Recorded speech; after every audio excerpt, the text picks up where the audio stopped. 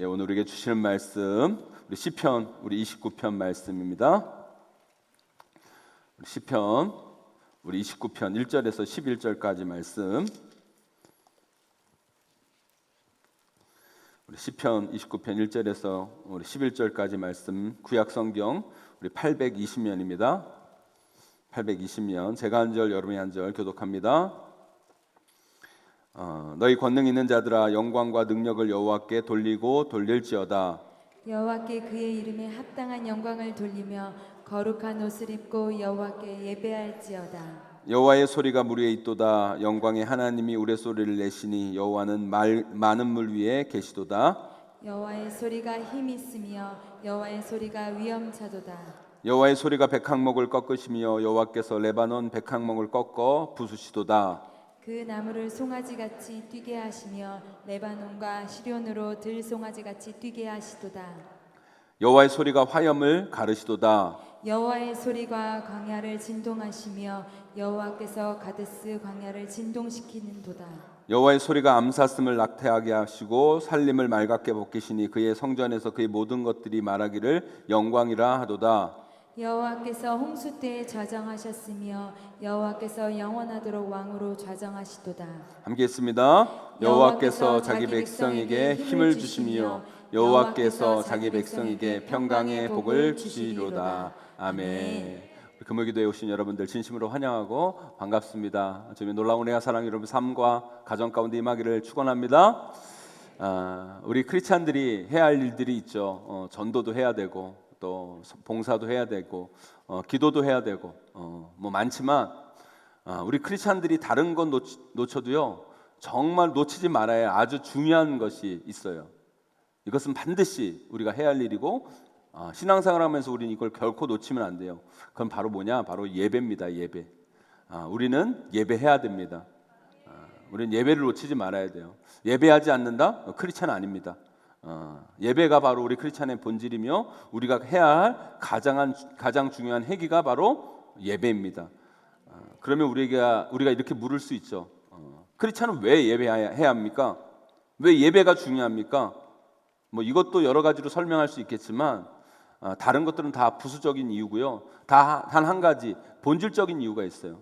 그건 뭐냐면 하나님께서 예배를 가장 원하시기 때문이에요. 하나님께서 우리의 행위 중에서 가장 기뻐하시는 행위가 있는데 그게 뭐냐? 다른 게 아니라 바로 예배입니다. 예배.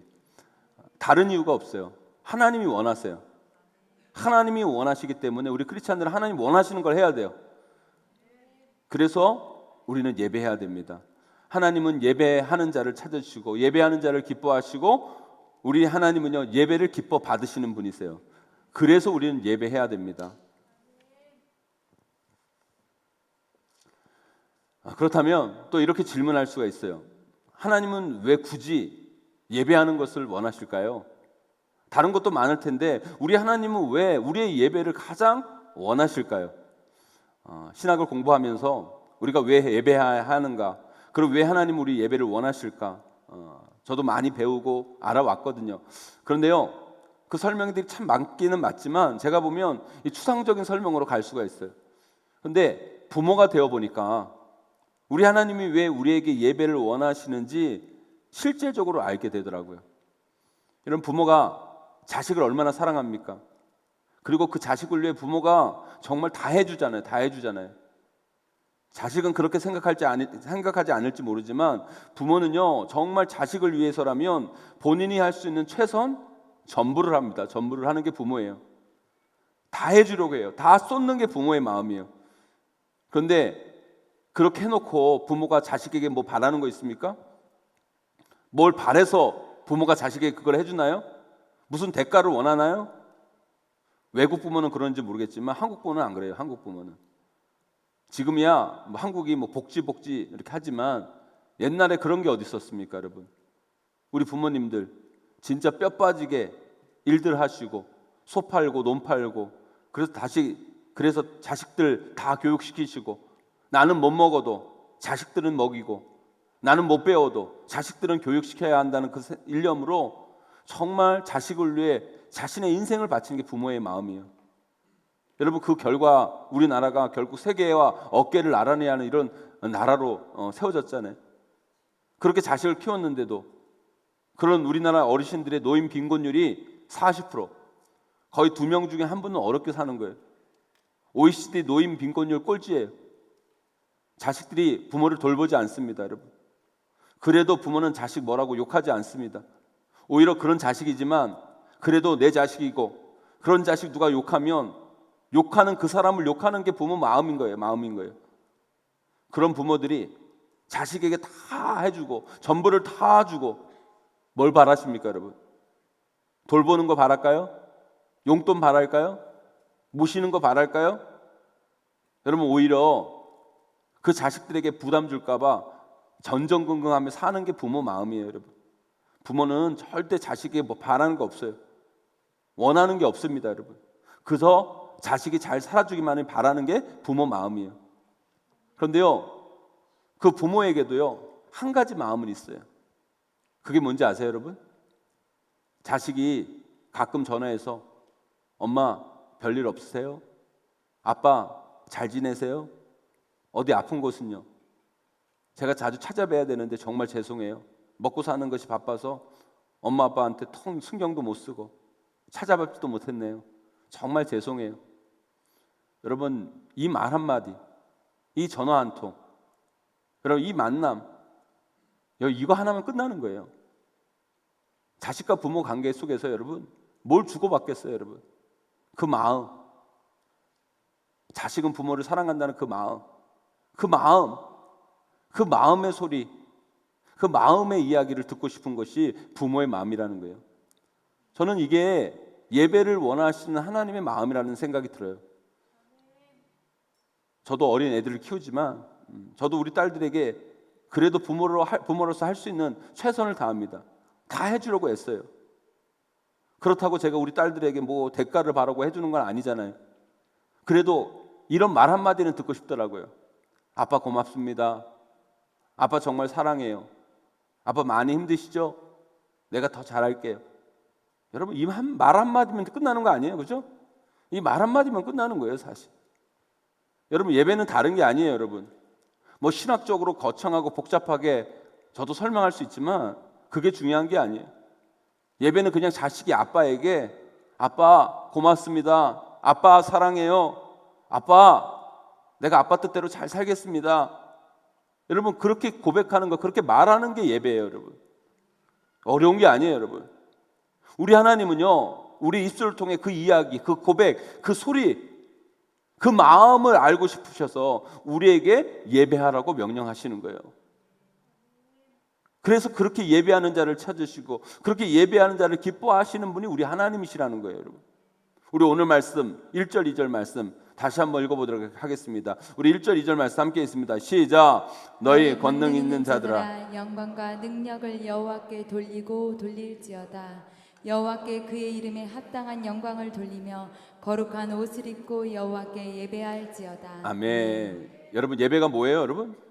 여호와 하나님께 그의 이름에 합당한 영광을 돌리는 게 예배예요.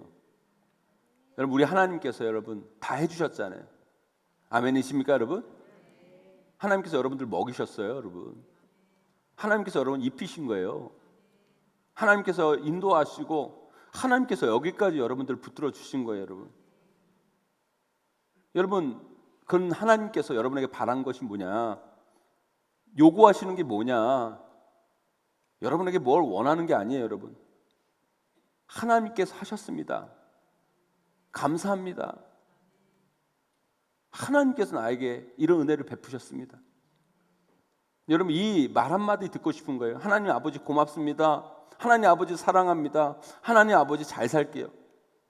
이 말 한마디 듣기를 원하시는 것, 이 고백을 듣기를 원하시는 것, 여러분, 그것이 바로 예배라는 거예요. 우리는 예배를 통해 그것을 고백하는 것이죠, 여러분. 사랑하는 성도 여러분, 우리 모두가 예배하는 자가 됩시다. 예배를 통해 여호와 하나님께 돌려야 할 마땅한 영광과 감사, 그 사랑을 고백하셔야 돼요. 하나님은요, 그런 예배자를 찾으시고 그런 예배자를 기뻐하시고 여러분, 저와 여러분 모두가 그런 예배자가 되셔야 돼요. 우리가 자식 키우면 여러분, 자식들이요, 여러분 부모가 먹이고 입히고 다 해줬음에도 불구하고 부모한테 자식이 이러죠. 아버지가 나한테 해준 게 뭐냐고. 여러분 그런 소리 들을 때 얼마나 가슴이 찢어져요. 가슴이 찢어집니다, 여러분. 여러분 그것이 바로 예배하지 않는 자의 태도인 거예요. 우리 그런 자가 되면 안 돼요, 여러분. 우리 주님 앞에 우리의 마음, 하나님께 나를 여기까지 인도해 주셔서 감사합니다. 이 모든 것이 다 하나님의 은혜입니다. 고백하면서 하나님을 높이고 하나님께 돌려야 할 마땅한 영광을 주님 앞에 올려드리는 저와 여러분 되시기를 간절히 축원합니다. 그런데요, 우리가 지금 예배 드리잖아요. 예배 안 드리는 건 아니잖아요, 여러분. 우리가 찬양도 하고 기도하고 말씀을 들으면서 여러분 하나님 감사합니다, 사랑합니다, 말씀대로 살겠습니다 하긴 합니다. 안 하지 않아요. 이렇게 우리가 매주 예배를 드리고 이 금요일까지 와가지고 이 피곤한 금요일까지 와서 우리가 찬양하고 기도하면서 그런 고백을 주님 앞에 합니다. 그런데요, 그거 한다고 그게 다가 아니죠. 또 거기에 뭐가 담겨져 있어야 돼요? 진심이 담겨 있어야 돼요. 진심이. 우리의 마음을 담아야 되는 거예요, 여러분. 부모된 우리가 자식에게 하도 잔소리해서요. 여러분 자식들이 아빠 오면 아빠 오셨어요? 밥 먹고 나요? 엄마 잘 먹어줍니다. 하긴 해요. 저도 우리 자식들한테 꼭 가르쳐요. 아빠 돌아오면 인사 좀 해라. 그럼 나와요. 지방에 나와가지고 인사를 하는데 아빠 왔어요? 밥 먹고 나가면 엄마가 열심히 차려줘서 먹은 거니까 감사하다고 얘기해라. 엄마 잘 먹었습니다.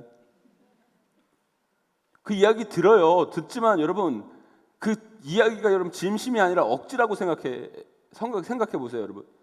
그러면 그거 얼마나 씁쓸한 이야기입니까? 얼마나. 아빠가 들어오면 인사하라고 하니까 영혼이 없는 말투로 오셨어요 하고 밥 먹고도 그냥 마지못해도 잘 먹었습니다 한다고 한다면 그거 참 안타까운 거예요. 여러분 자녀들이 여러분에게 그런 고백을 받는다면 여러분 그게 참 받긴 받지만 기쁘지는 않을 것 같아요. 우리도 우리 하나님께 예배하면서 혹시 이런 영혼 없는 고백을 하고 있지 않습니까, 여러분? 그런 고백은요 정말 듣는 사람도 지치게 만드는 거예요. 물론 안 하는 것보다는 낫겠죠. 그러나 우리 예배가 그러면 안 돼요. 우리의 예배는 진정한 심령, 진정한 마음을 담는 고백이어야 돼요. 그냥 형식적으로 해야 하니까, 하라는 예배니까 힘이 없습니다, 여러분. 그런 예배의 능력이 나타나지 않아요, 여러분. 기쁨과 감동과 은혜가 보이지 않고요, 허탈감만 남는 거예요. 오늘 우리가 하나님께 찬양하고 기도하기 위해 이 자리에 모였습니다, 여러분. 그 찬양과 기도가 하나님이 받으실 만한 아름다운 찬양과 기도가 되기를 간절히 축원합니다. 우리가 코로나 사태를 거치면서 제가 드는 생각이, 저는 이 코로나 사태를 거치면서 우리가 하고 있는 이 예배에 대한 우리의 자세들, 이 예배에 대한 우리의 생각들, 우리의 모습, 우리의 마음을 다시 한번 점검하는 계기가 되었으면 좋겠다라는 생각이 들어요. 저는 거의 50년을 교회를 다녀왔지만 함께 모여서 예배할 수 없다는 걸 상상할 수가 없었어요. 예배당에 와서 예배드리지 못하는 것이 어디 공산주의 국가에서만 이루어지고 저 북한에서만 있는 일인 줄 알았어요. 어떤 어르신은 저에게 정말 그런 얘기를 하더라고요. 6.25 때 난리는 난리도 아니더라고. 전쟁통에도 예배당에 나와서 예배는 드렸다는 거예요. 근데 어떻게 이런 일이 일어날 수 있는가? 그러면서 한탄을 하시더라고요. 우리가요, 지금까지 이 코로나 사태 이전까지 너무 별 제한 없이, 별 어려움 없이 마음만 먹으면 우리가 예배당에 와서 예배 드리고, 여러분 우리가 우리 마음대로 예배할 수 있다는 그 자유함이 혹시 우리가 드리는 이 예배의 소중함을 놓치고 있지는 않았는지 점검하셔야 돼요. 예배가 얼마나 소중한 것인지 우리는 이 사태를 통해 깨달아 아셔야 돼요, 여러분. 그리고 예배를 소중하는 마음, 소중히 여기는 마음을 회복해야 돼요. 그리고 우리가 이렇게 함께 모여서 드리는 이 찬양과 기도를 못할 수도 있다는 이 절박감을 가지고요, 우리가 오늘 이 시간을 소중히 여기면서 하나님께 찬양하고 기도해야 된다는 사실 여러분 꼭 기억하기를 간절히 소망합니다. 사랑하는 성도 여러분, 이 코로나 사태를 통해서 그동안 흐트러졌던 우리 예배의 마음가짐, 자세, 태도를 다시 세워가는 계기가 되기를 바랍니다. 예배의 소중함을 깨닫고 진정한 예배자로 거듭나는 시간이 되셔야 돼요. 하나님은 예배를 원하시고 예배하는 자를 찾으시고 예배자를 기뻐하시기 때문이에요. 그런데 그 예배가 형식이 되면 안 돼요, 여러분. 살아있는 예배가 돼야 돼요. 진심을 담아야 됩니다, 여러분. 여러분, 이 예배를 통해 은혜 받으셔야 돼요, 여러분. 그럴 때 이 예배가 살아야 우리 삶에 뼈대가 생기고 기초가 튼튼하게 만들어지고 그 위에 삶의 아름다운 열매들이 맺어가는 거예요, 여러분. 예배가 흔들리면 우리의 삶의 기초가 흔들리는 거예요.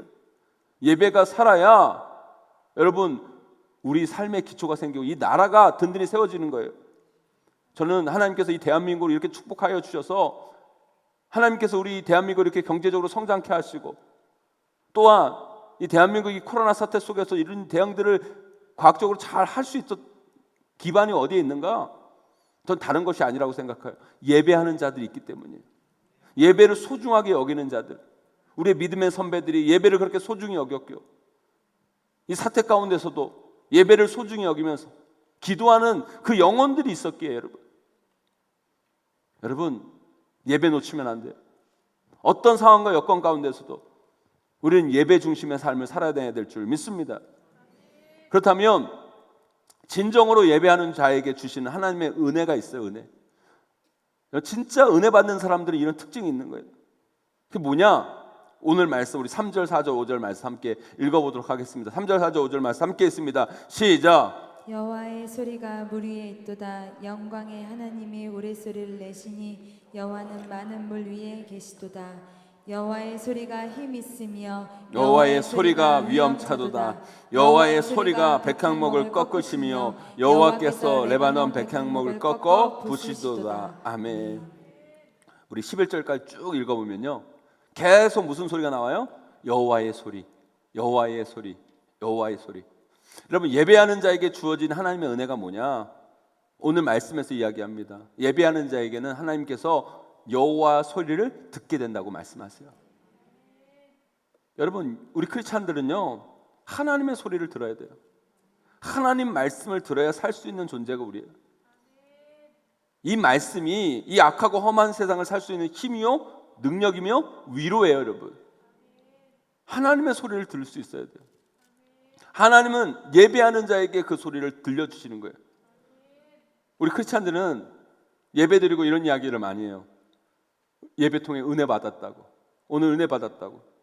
여러분, 예배 시간에 은혜 받는다는 건 정말 좋은 일이죠. 여러분, 은혜 많이 받으시기를 소망합니다. 그런데 여러분, 예배 시간에 여러분 은혜 받았다고 하는 그 고백, 어떨 때 여러분들 은혜 받았다고 얘기해요? 어떨 때 여러분 하나님께 예배통에 은혜 받았다고 어떨 때 고백합니까? 하나님의 뜻을 깨달았을 때, 하나님의 소리를 들었을 때, 하나님의 음성을 들었을 때 은혜 받았다고 얘기합니까? 대부분의 분들은 이럴 때 은혜 받았다고 얘기해요. 내가 듣고 싶은 소리를 들었을 때, 내가 원하는 것이 응답받았다고 느껴졌을 때 은혜 받았다고 고백해요. 물론 그때도 은혜 받은 것일 수 있죠.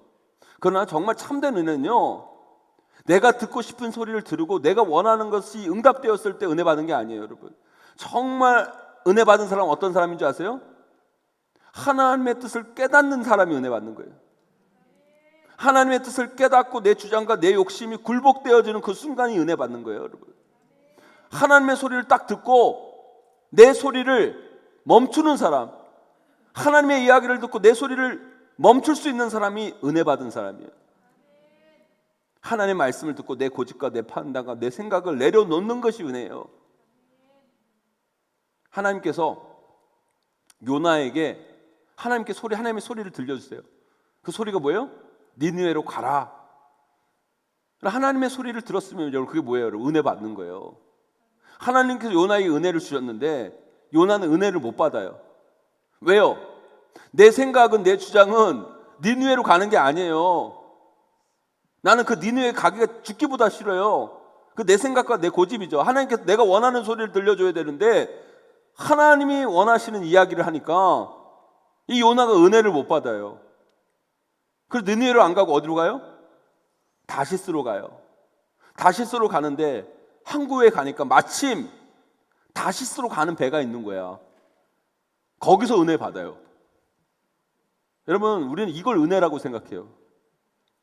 여러분, 이 거짓된 형통, 그건 은혜가 아니라 유혹이고 사탄이 주는 미끼예요. 여러분, 우리 삶이 형통하다고 다 좋은 거 아니에요. 여러분 착각하지 마세요. 여러분 사탄은요 때로는 그런 잘못된 미끼로 우리를 유혹해요. 여러분 그래서 여러분 결국에는 요나가 다시스로 가죠. 여러분 결국 배를 타고 다시스로 가다가 뭘 만나요? 여러분 풍랑을 만나요. 풍랑을 만나요. 거기서 모든 사람이 다 죽을 위기에 처해요. 그때 거기서 요나가 하나님의 뜻을 깨달아요. 나 때문이다. 나 때문이다. 그래서 사람에게 그 담당자에게 찾아가서 뭐라고 얘기해요? 내가 하나님께 죄를 지어서 이런 징벌을 받는 거다. 나를 바다에 던져달라. 여러분 이게 은혜 받은 거예요.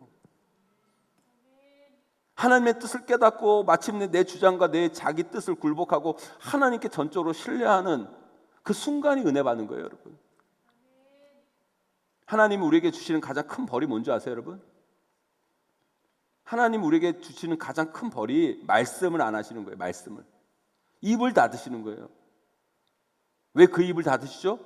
아무리 말을 해도 안 들어먹으니까. 하나님 입만 아프니까. 자기 주장과 자기 고집과 자기 욕심을 꺾지 못해서 하나님께서 그게 아니다 계속 얘기하시는데도 말을 안 들으니까 하나님께서 결국 입을 막으시는 거예요. 침묵하시는 거예요. 여러분 이스라엘이 범죄하여 하나님을 떠난 사사시대, 여러분 사사시대 가운데 여러분 하나님이 침묵하셨어요. 아무 말씀도 안 하세요. 그래서 사사시대를 암흑시대라고 얘기하는 거예요. 우리가 아무리 편안하고 경제적으로 풍요롭고 높은 자리에 오르는 것 같고 좋아 보여도 형통한 것처럼 보여도 여러분 인생 가운데 하나님 말씀하지 않으시잖아요. 여러분 그건 복이 아니라 저주예요. 여러분 저주. 그러나 우리가 병들고 아프고 힘들고 어려운 일이 우리 가운데 있더라도 그 가운데 하나님께서 말씀하시면 여러분 우리는 그 말씀의 힘으로 일어나는 거예요. 여러분 그 소리로 위로받고 그 말씀의 능력으로 우리는 다시 서는 거예요. 여러분 그래서 여러분 우리 삶이 정말 온전한 방향으로 가고 있는가 잘못된 길로 가고 있는가 여러분 삶이 잘 풀리는가 안 풀리는가 거기서 결정되는 게 아니에요. 여러분 내 삶이 올바른 길로 가고 있는가는 바로 내가 하나님의 소리를 듣고 있는가 하나님의 말씀을 듣고 있는가 거기서 판가름 난다는 사실을 꼭 기억하기를 간절히 소망합니다. 우리 영상 하나 보고 말씀을 이어가도록 하겠습니다. 우리 에디오피아 우리 김태훈 선교사님이 영상인데요. 이분이 의사신데 에디오피아로 의료 선교하러 가시면서 겪은 일들을 영상으로 만들었는데 한번 영상 보고 말씀 나누도록 하겠습니다.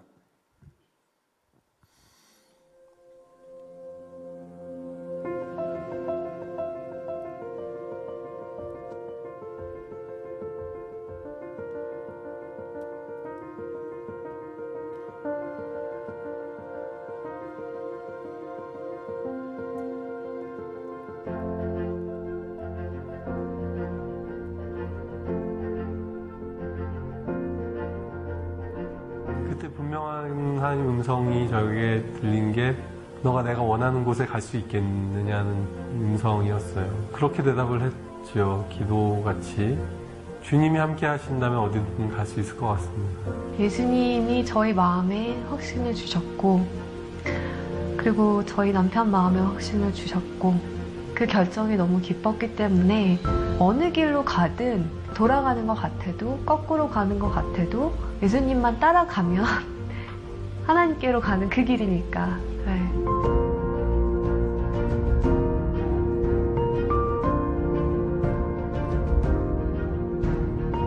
예수님이 떠나시고 나서 본인이 하셨던 일을 할 수 있는 제자들을 키우는 데 집중하셨던 것처럼 현지인 의사들과 직접 피부를 맞대고 그 사람들을 양육하고 제가 한 가지 진료를 할 수 있지만 그 진료를 할 수 있게 1명, 2명, 3명을 키울 수 있다면 그것이 더 맞는 길이 아닌가라고 저는 생각을 하고 있고 그렇게 지금도 확신하고 있어요.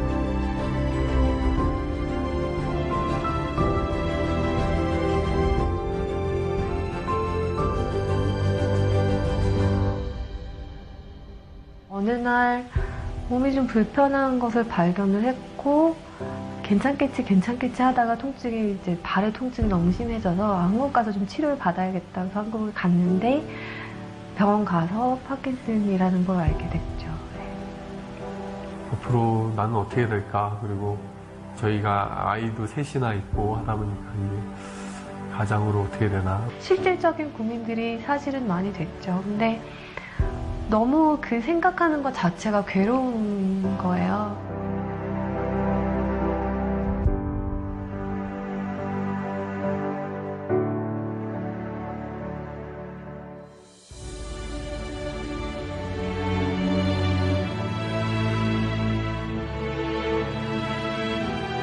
아침에 산책을 갔는데 소나기가 쏟아지는 거예요. 그래서 이 나무가 막 우거져 있는 곳이 있어서 너무 비가 갑자기 오니까 거기를 잠깐 들어갔었죠.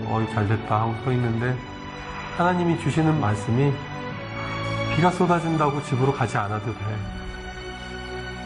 라는 마음을 주시는 거예요. 그래서 갑작스런 그런 일을 당한다고 해서 돌아갈 필요 없고 그때 피할 수 있는 길을 내시는 겠구나. 눈을 감고 기도를 하는데 하나님이 갑자기 환상을 보여주시는 거예요. 제가 천진난만한 표정으로 애기같이, 정말 애기처럼 예수님 품에 이렇게 안겨가지고 예수님이 어디론가 걸어가시는 환상을 보여주셨어요. 예수님 발에서는 피가 흐르고 있었고 저는 너무 행복하게 안겨서 가는 거죠. 그때 다시 알게 됐어요. 아, 성교가 내가 하는 게 아니었구나, 진짜로. 나는 그냥 예수님 품에 안겨있는 축복을 누리는 거고, 그 힘든 길을 가는 거는 예수님이 가시는 거구나. 어떨 때는 좀 심하다 싶을 정도로 또 몸이 잘 안 움직여질 때가 있어요. 그러면 저도 두려움이 확 몰려올 때도 있죠. 아, 이렇게 점점 더 몸이 굳어가는 거구나. 없는 것들, 세상에 천한 것들을 하나님이 더 기뻐 사용하시죠. 왜냐하면 하나님의 능력을 드러내시기가 더 편하니까. 저도 이제 하나님의 영광을 더 드러내기 편한 사람이 돼가는 거 아닌가 하는 생각이 들어요.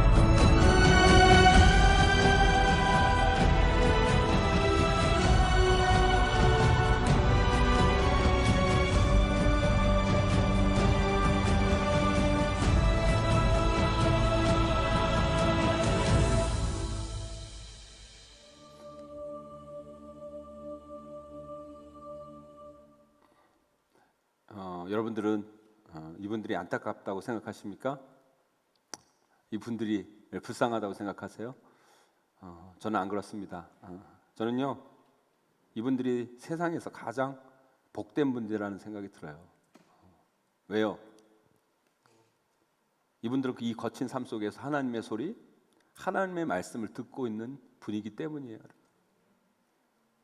그래서 이분들은 어떤 고난과 환난과 어려움에도 그 말씀을 붙잡고 나아가고 일어나고 하나님으로 위로받고, 그렇기 때문에 이분들이 가장 인생에서 행복한 인생이라는 거예요. 우리 육신은요 다 늙어요. 우리 이 육신은 다 나중에는 다 굳어가고요. 우리 육신은 다 병들게 되어 있어요, 여러분. 우리 인생에서 가장 중요한 것은요, 건강하고 건강하지 않음이 아니라 그 가운데 하나님의 말씀을 듣고 있는가. 설교를 준비하면서 저 송사님 부부처럼 하나님의 소리를 잘 듣는 사람이어야 될 텐데, 하나님의 말씀을 잘 듣는, 하나님의 소리를 잘 알아먹는 사람이 되어야 될 텐데, 하나님께 저도 저런 자식이어야 될 텐데, 여러분 자식도 다 같은 자식이 아니잖아요, 여러분. 어떤 자식은 평생 부모 속 뒤집는 자식이 있는가 하면, 어떤 자식은 정말 대견하고 기특하고 자식이지만 정말 고마운 자식들도 있잖아요, 여러분. 사랑하는 성도 여러분, 여러분들은 하나님께 어떤 자식들입니까, 여러분? 어떤 자식이기를 원하십니까, 여러분? 하나님의 말씀을 잘 듣는 자식입니까? 아니면 하나님의 속을 뒤집는 자식들입니까? 전 여러분들이 하나님 말 잘 듣는 그런 자식들이 되기를 주님의 이름으로 간절히 축원합니다. 그러려면 하나님이 나에게 무슨 말씀을 하시는지, 어떤 것을 원하시는지 알아야 되잖아요. 그런데 하나님은 바로 예배하는 자에게 이런 은혜를 주시는 거예요. 예배하는 자에게 말씀해 주시고, 예배하는 자에게 하나님의 뜻을 깨닫게 하시고, 예배하는 자에게 하나님의 소리를 듣게 하시는 거예요, 여러분. 그래서 우리는 말씀이 있는 곳, 말씀이 살아있는 곳, 말씀이 역사하시는 곳으로 가야 돼요. 거기서부터 은혜는 시작되는 거예요, 여러분. 그게 될 때 우리 삶에 부흥이 일어나고 은혜의 역사, 하나님의 일하심의 역사가 여러분 삶 가운데 나타나게 될 줄 믿습니다. 지금 이 한국 사회가 너무 어려운 일을 겪고 있습니다, 여러분. 저는 이 어려움이요, 코로나로 시작된 어려움이라고 생각하지 않아요, 여러분. 그 전부터 우리 사회의 어려움은 우리가 모르지만 만연해졌다는 생각이 들어요. 그런데 그것이 언제부터 시작되는 줄 아십니까, 여러분? 우리 크리스찬들이 예배를 경히 여기고 하나님의 소리에 귀 기울이지 아니하고 하나님의 말씀에 귀 기울이지 않을 때부터라는 생각이 들어요, 여러분. 이 세계 열방이 하나님을 너무 우습게 여기고 하나님의 소리를 듣지 아니하고 하나님의 뜻을 생각지 아니하고 자신의 욕심에 따라, 인간적인 욕심에 따라서 여러분 살아가는 결과가 바로 이 코로나라는 거예요, 여러분. 여러분, 이럴 때일수록 우리는 더욱더 하나님의 소리에 귀 기울여야 됩니다, 여러분. 하나님의 말씀을 들어야 돼요, 여러분. 그래야 살아요. 그래야 망하지 않는 거예요. 그래야 돌이킬 수 있는 거예요, 여러분. 하나님은 이 코로나 사태를 통해 우리에게 말해요. 내 말을 들어라. 내 소리를 들어야 된다. 하나님은요, 예배하는 자에게 말씀을 주십니다. 그 말씀을 듣기 위해 예배를 사모하여 그 자리에 오는 사람들에게 은혜를 베푸시고 세상을 살아갈 말씀의 힘을 공급해 주시고 우리가 그 말씀을 들을 때 이 험한 세상을 그 말씀으로 승리하게 될 줄 믿습니다, 여러분. 그런데요, 우리가 예배 때마다 하나님의 음성, 하나님의 소리, 하나님의 말씀이 들려지는 것은요, 아닐 수 있어요. 그래서 여러분, 하나님의 소리를 뭐라고 얘기해요? 세미한 소리라고 그래요. 세미한 소리. 왜 하나님의 소리가 세미할까요, 여러분? 왜 하나님의 소리가 세미할까요? 왜 작은 소리일까요, 여러분? 왜요? 여러분, 세상의 소리가 만연한 곳에서 하나님의 소리는 세미하게 들려질 수밖에 없는 거예요, 여러분. 우리는 이 세상의 소리를 듣는 귀는 너무 발달했는데 하나님의 소리를 듣는 영의 귀는 열리지가 않는 거예요. 왜요? 하나님의 소리를 잘 듣지 않았으니까 하나님의 소리를 듣는 귀가 퇴화된 거예요, 여러분. 우리 몸도 그래요, 여러분. 우리 몸에 어떤 부위를 안 쓰잖아요. 그러면 아무리 자주 움직이는 것도 어느 한순간 안 움직이면, 계속 안 움직여 보면 그러면 그 몸은요, 움직여질 수가 없는 거예요. 몸에 기부스 해보신 분은 아실 거예요. 다리나 팔 기부스하고 몇 달만 안 움직여 보세요, 여러분.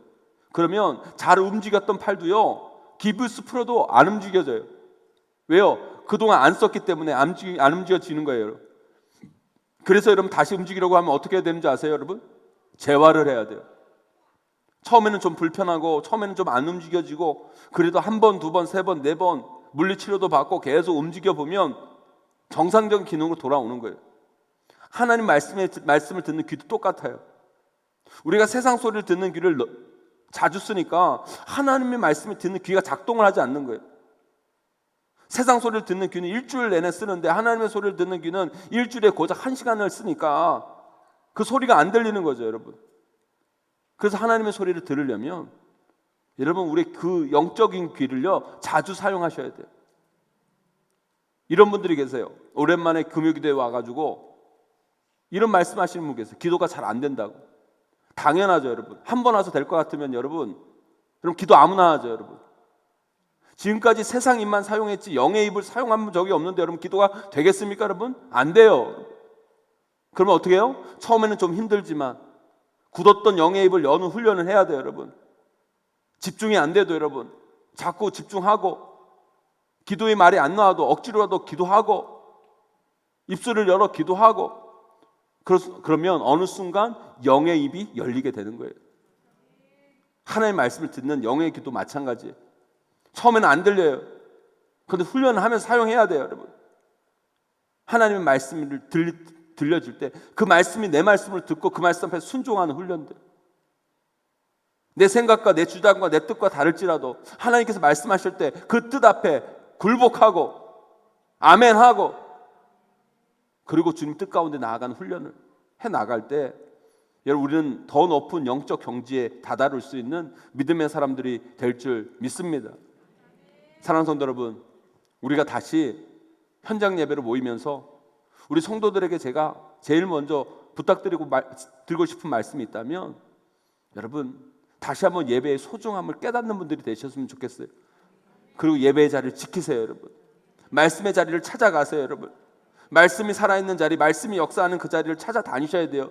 그리고 듣고 말하고 기도하고 고백하고 찬양하고. 왜요, 여러분? 이 위기의 순간 우리는 하나님의 소리를 들을 수 있어야 돼요.